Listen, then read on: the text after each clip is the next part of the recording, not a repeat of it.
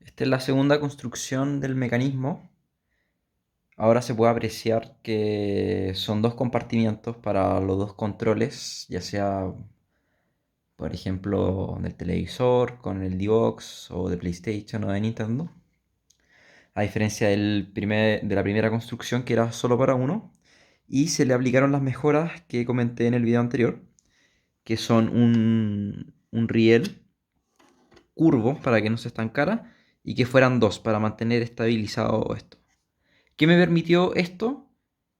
Me permitió que el cajón pudiera salir efectivamente, pero no de la mejor manera, ya que aún así genera roce en ciertas partes.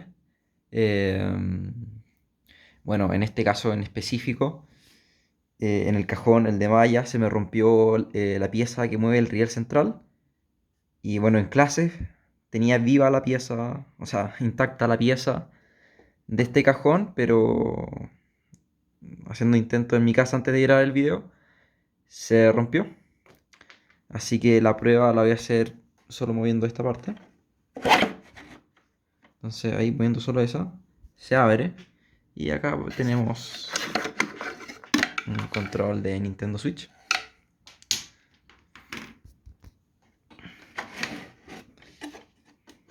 Cuesta un poco con una mano. Bueno, pero ahí se guarda, no del todo, porque aún hay piezas que hacen roce. Por ejemplo, esta parte debería ir más acá, esta más acá. Pero bueno, lo principal, las cosas que se pueden mejorar,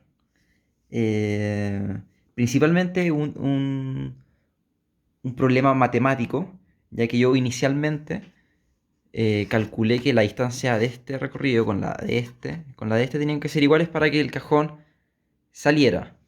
Pero claramente, ya en la fase de construcción me di cuenta que no tenía sentido alguno, ya que hace una especie de triángulo, por lo tanto, los lados no son iguales y tenía que sacar un cálculo matemático para poder tener esas medidas de forma exacta.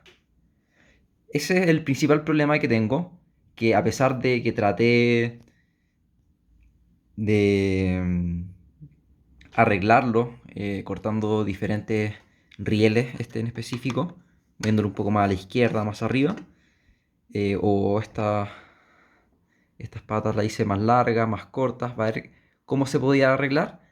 A pesar de todos esos intentos, el original es el que mejor me funciona, ya que calzan con las piezas que diseñé, y el otro tendría que necesariamente cambiar el mecanismo, o sea, no tanto el mecanismo, sino las dimensiones del mecanismo, por ejemplo, más alto, más ancho, para poder darle nuevas distancias y volver a calcularlas en base a una lógica matemática eh, que tenga, que tenga sentido para poder botar el cajón de una forma apropiada. Que esto, por lo demás, va sumado a otros aspectos, como que esto se sigue tambaleando. Lo que hablamos en clase fue ponerle una especie de rueda que solo gire en este riel y no se mueva hacia los lados.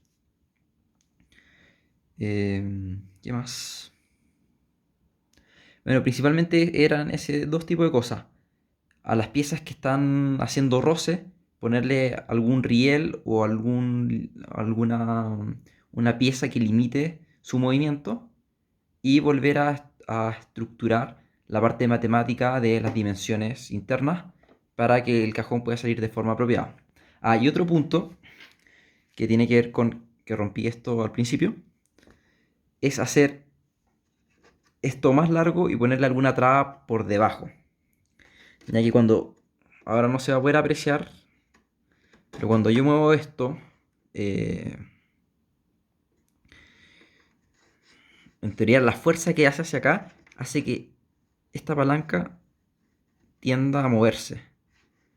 Por lo tanto, yo tengo que apretar hacia abajo y ahí mover hacia el lado. Cosa que es poco intuitiva y al final en un diseño, en la vida real, nadie compraría un producto así. Por lo tanto, tengo que hacer más larga esta pieza y agregarle una pata que bloquee el movimiento por abajo. Pero principalmente serían esas tres cosas. La parte matemática, sacar los cálculos de las dimensiones. eh, el tema, por ejemplo, de esta pata para limitar el movimiento. Y todo el tema de roces y rieles que puedo mantener, que debo encontrar una forma para que se mantenga en el riel. Una es la rueda, pero existen varias.